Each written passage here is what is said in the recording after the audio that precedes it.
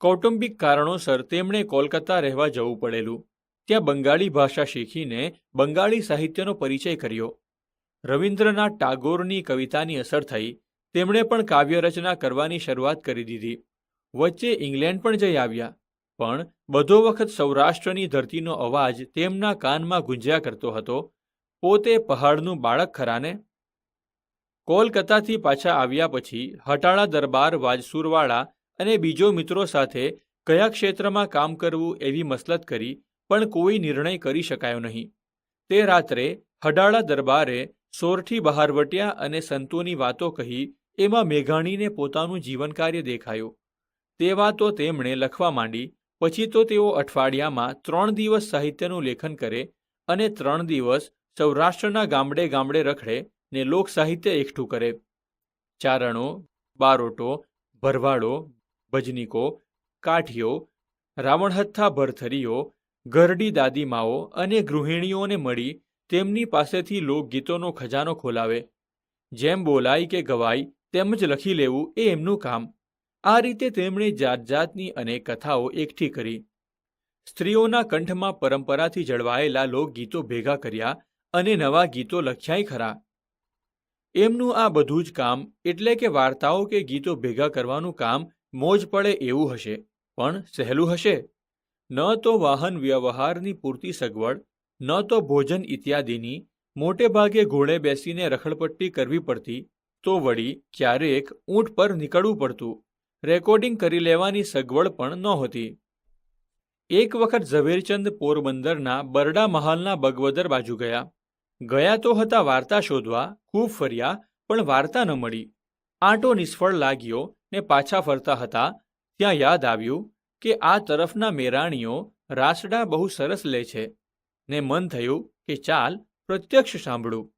ઘણી મહેનત કરી, પણ કોઈ સંભળાવવા તૈયાર થાય તો ને. અજાણ્યા આગળ કોણ ગાવા બેસે? તેઓ હતાશ થઈ ગયા. ત્યાં તો એક મેરાણી મળ્યા, ઢેલીબહેન એમનું નામ. તેમણે પોણી રાત જાગીને ગીતો સંભળાવ્યા. મેઘાણીનો હાથ લગતો રહ્યો, કાન સાંભળતા રહ્યા, ને એમના હૈયાને લાગ્યું કે ગીતે મઢી આ રાત પોતે કદી ન ભૂલી શકે. આવા આ ઢેલીબહેન મેઘાણી વિશે કહે છે: ધોળા ધોળા લુગડામાં મોટી મોટી આંખીઓની સીટ ઢાળીને મારે આંગણ ઈવડાઈ ઊભાતા. જોતા જ આવકારો દેવાનું મન થાય ઈવો માણસ. મેં તો ઓટલીએ ગોદડું પાથરી દીધું ને બેસાડ્યા. હું હેઠે બેસવા જતી ત્યાં પગે પડીને હં તમે અહીં ઉપર બેસો, નહીંતર હુંય નીચે બેસું એમ કહીને મને ઉપર બેસાડી. પછી તો એમને જે ગીતો જોતા હતા તેની અડધી કડીઓ પોતે બોલે ને હું ગીત પૂરું કરી દઉં. પોતે નીચી મૂંડકી રાખીને ઝીણા ઝીણા અક્ષરમાં ટપકાવીએ જાય. એક પછી એક ગીત મધરાત સુધી ગાયા. આવા તો કેટલાય પ્રસંગો હશે, પણ ઈસવીસન 1928નો એક પ્રસંગ ખૂબ જ યાદગાર છે. કવિ શ્રી દુલાભાયા કાગ સાથે તેઓ ગીરમાં તુલસી શ્યામની નજીક ચારણોનો એક નેસ છે ત્યાં ગયેલા.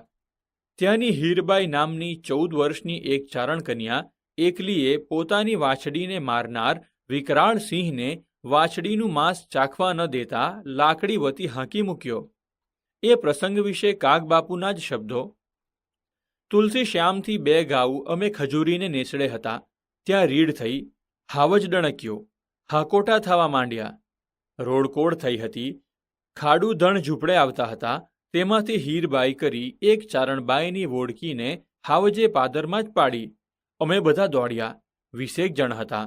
જ્યાં ધર માથે ચડ્યા ત્યાં તો હીરબાઈ ક્યારનીએ ત્યાં પહોંચી ગઈ હતી. મરેલી વોડકી પર એ ચારણ કન્યા ચડીને હાવજ સામે સોટો વીંજતી હતી. હાવજ 2 પગે સામો થઈ હોંકારા કરતો હતો. બાઈ હાવજના ફીણથી નાહી રહી, પણ ગાયને ચારણી બાઈએ હાવજને ખાવા ન દીધી. એ વખતે ચારણ કન્યા ગીત મેઘાણીભાઈ કાગળ કલમ સિવાય રચીને ગાવા લાગ્યા. એમનું શરીર જાગી ઉઠ્યું. આંખો લાલ ધ્રમેલ ત્રાંબા જેવી થઈ ગઈ. એ પણ હાવજ તરફ દોડવા લાગ્યા. અમે એમને માંડ માંડ પકડી રાખેલા. વેણીના ફૂલ અને કિલ્લોલમાં બાળકો અને કિશોરો માટે ગીતો આપ્યા. એ બધા ગીતો કોઈનેય ગમી જાય. મેઘાણીએ અદ્ભુત વાર્તાઓ પણ આપી. તેમની સૌરાષ્ટ્રની રસધાર વિશે કયો ગુજરાતી જાણતો નહીં હોય? લોકો પાસે સાંભળીને ભેગી કરેલી આ કથાઓ જેમ બોલાતી હોય તેમ તેમણે ઉતારીને લખી છે. કેટલીક વાર્તાઓમાં પોતાની કલ્પનાનો રંગ ચડાવીને લોકને ગમે એવી બનાવવાનો પ્રયત્ન પણ તેમણે કર્યો. જટો હલકારો, હીરબાઈ, આલેખ કરપડો કરવાનું ને આપા શાદુડ, જોગીદાસ ખુમાણ, આપો રતો, દાના ભગત, સત દેવીદાસ વગેરે બધા સાચકલા ને ખમીરવંતા પાત્રો આંખોમાં પાણી, હૈયામાં શૌર્ય અને રૂવાડા ઊભા કરાવી ન દે તો જ નવાઈ. ઉમાશંકર જોશી મિત્રભાવે તેમને કહેતા કે કયામતને દિવસે તમારી બૂમ પડશે ત્યારે ક્યાં ગયો પેલો લોકસાહિત્યવાળો એમ પડશે. ત્યારે હસતા હસતા ઝવેરચંદ મેઘાણી કહેતા કે એવી જ બૂમ પડે એ મારી અંતરની આકાંક્ષા છે.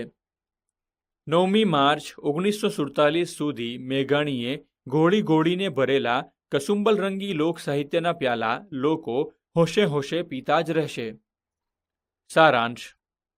ઝવેરચંદ મેઘાણીએ સાહિત્યના વિવિધ ક્ષેત્રોમાં પોતાની કલમનો ઉપયોગ કરીને ગુજરાતને ઉત્તમ સાહિત્યની ભેટ આપી છે. વીરતા અને દેશભક્તિની પ્રેરણા આપતો તેમનો કાવ્ય સંગ્રહ યુગવંદના છે. તેઓ બુલંદ કંઠે ગાઈ પણ શકતા. તેમને કવિતા ગાતા સાંભળવા માટે મુંબઈના રસ્તાઓ પર ભીડ એકઠી થતી, જેના કારણે મુંબઈના રસ્તાઓ પર ટ્રાફિક જામ થઈ જતો. તેમની દેશભક્તિ જોઈને ગાંધીજીએ એમને રાષ્ટ્રીય શાયરનું બિરુદ આપ્યું. ઝવેરચંદ મેઘાણીએ સાહિત્યના અનેક ક્ષેત્રોમાં ખેડાણ કર્યું છે. સૌરાષ્ટ્રના લોક સાહિત્યના સંશોધન સંપાદનનું કાર્ય એમણે ખૂબ નિષ્ઠાપૂર્વક કર્યું છે. તેમણે ગામડે ગામડે ફરીને લોકગીતો અને લોકકથાઓનું સાહિત્ય એકઠું કર્યું છે અને તેને જુદા જુદા અનેક ગ્રંથોમાં પ્રગટ કર્યું છે. સોરઠી સ્ત્રી પુરુષોમાં રહેલી બહાદુરી, પ્રામાણિકતા અને ખાનદાનીના ગુણોની કથાઓ એટલે સૌરાષ્ટ્રની રસધાર. આ વાર્તાઓ દ્વારા આપણને સૌરાષ્ટ્રની ખમીરવંતી પ્રજાનો અને ત્યાંની બળવાન લોકભાષાનો પરિચય થાય છે. ઝવેરચંદ મેઘાણીએ તેમાં સૌરાષ્ટ્રની બોલીના લહેકા અને લઢણોનો તથા દુહાઓનો સમાવેશ કરીને એમાં અસલ વાતાવરણ જમાવ્યું છે. તેમણે સોરઠના લોકસાહિત્યને સંપાદિત કરીને વિવિધ સાહિત્ય સ્વરૂપો રૂપે આપણને સહજ રીતે મૂલ્યવાન બોધ આપ્યો છે. એ સાહિત્ય દ્વારા આપણને બહાદુરી, હિંમત, સ્વદેશાભિમાન અને માણસાઈ જેવા ગુણોનો પ્રત્યક્ષ પરિચય કરાવે છે.